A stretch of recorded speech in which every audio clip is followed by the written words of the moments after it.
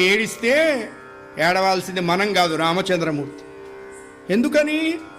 రాముణ్ణి ఇంతగా విశ్వసించినటువంటి మనకి ఓటమి ఉండదు అనేటువంటి ధైర్యం వాళ్ళకున్నది. అది విశేషం. అందుకనే ప్రాణం పోయేటప్పుడు కూడా భగవంతుడి యందు విశ్వాసం సడలకూడదు.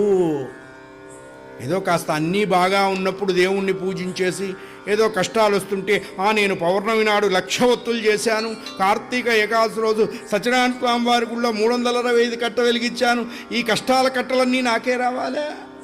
ఆయన ఇంట్లో దీపం లేదా? ఆయన ఇంట్లో నూనె లేదా? ఆయన ఇంట్లో కరెంట్ లేదా? భగవంతుడికి నువ్వే ఆయనకి ఎనర్జీనా? సుఖం వచ్చినప్పుడు భగవంతుడిని మర్చిపోకూడదు, దుఃఖం వచ్చినప్పుడు భగవంతుడిని మర్చిపోకూడదు. దుఃఖాలు ఎందుకు వస్తాయంటే ఇంకొంచెం అనుభవాన్ని పెంచడం కోసం వస్తాయండి.